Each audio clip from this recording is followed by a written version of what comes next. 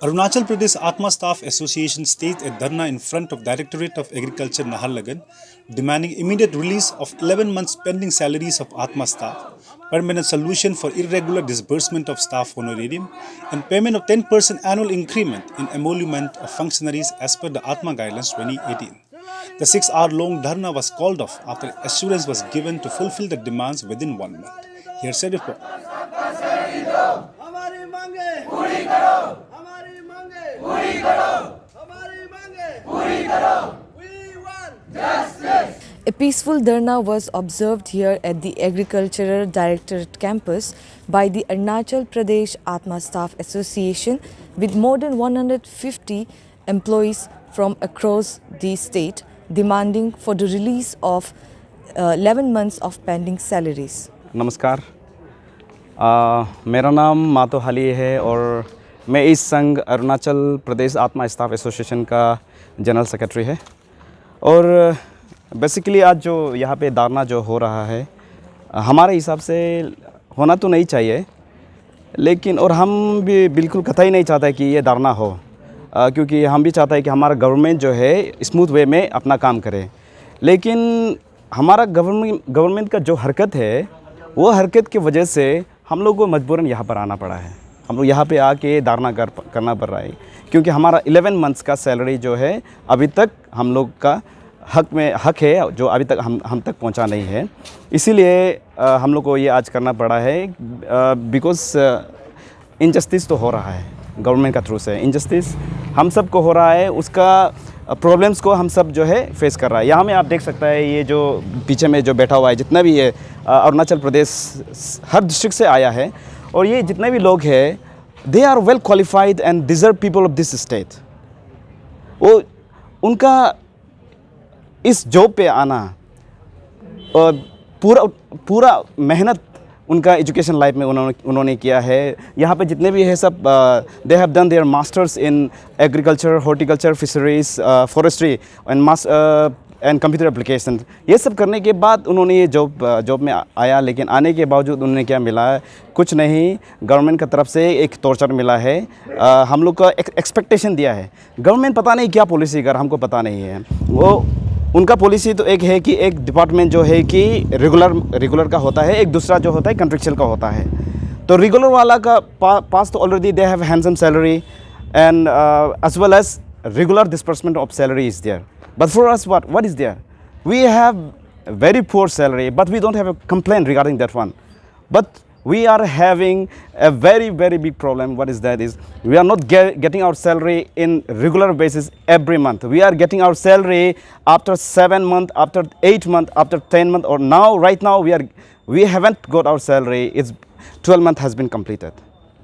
Where is justice? Government का through से हमारा कॉन्स्टिट्यूशन का तरफ से एक रूल फ्रेम किया गया है कि to promote the welfare of the people, जो कि आर्टिकल 38 कॉन्स्टिट्यूशन में बोला गया है। आर्टिकल 39 में बोला गया है कि adequate means of livelihood and equal pay for equal work. Where is adequate means of livelihood? Where is government plan to promote the people?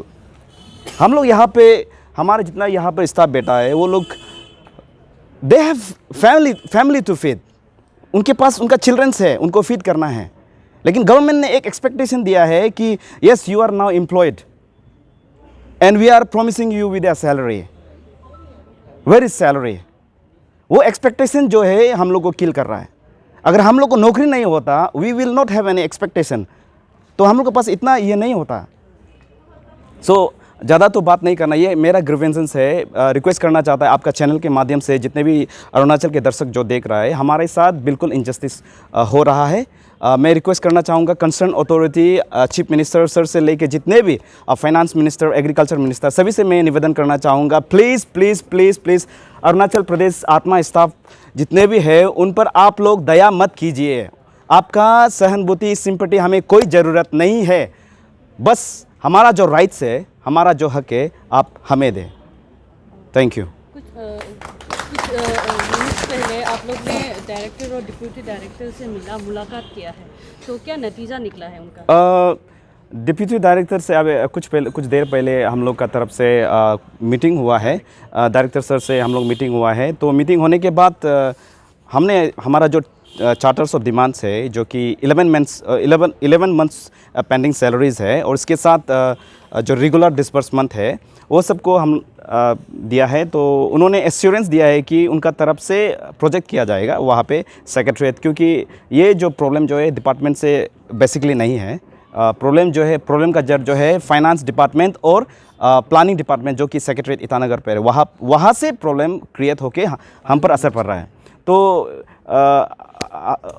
Department की तरफ से हम लोग को एश्योर किया गया है कि वो हमारा ग्रीवेंसेस को लेके उनका तरफ से पूरा कोशिश करेगा। अगर ये नहीं होता है तो मेरा प्रेसिडेंट सर कुछ देर पहले कहा है कि ये हमारा फर्स्ट पेज धारना है, अगर ये नहीं होता है तो हम बिल्कुल हम सेकेंड पेज पर जाएंगे, वो जहाँ हम हंगर स्ट्राइक, हम definitely we are going to do that one, because salary से अगर हम लोग चुप चुप के मर रहा है तो चलो दुनिया को दिखाए हमारा तकलीफ़ को कि हमें हमारा जो हक नहीं मिल रहा है। उनके सामने हंगर स्ट्राइक रख के अगर मरता भी है तो हम मरेंगे। That's all. आप लोग आज कॉल ऑफ कर रहे हैं अपने धरना को? हाँ, यस, क्योंकि उन्होंने भी रिक्वेस्ट किया है, तो हम लोग प्रेसिडेंट सर ने डिसीजन दिया है कि जो चार्टर्स ऑफ डिमांड, क्योंकि थोड़ा लंबा समय लगेगा, चलो हम लोग को भी रिक्वेस्ट किया है, थोड़ा सा ऑफिशियली प्रोसीजर है, थोड़ा समय लग सकता है, इसीलिए हम लोग ने थोड़ा सा मौका दिया है और उसके साथ उनका एश्योरेंस लिया है।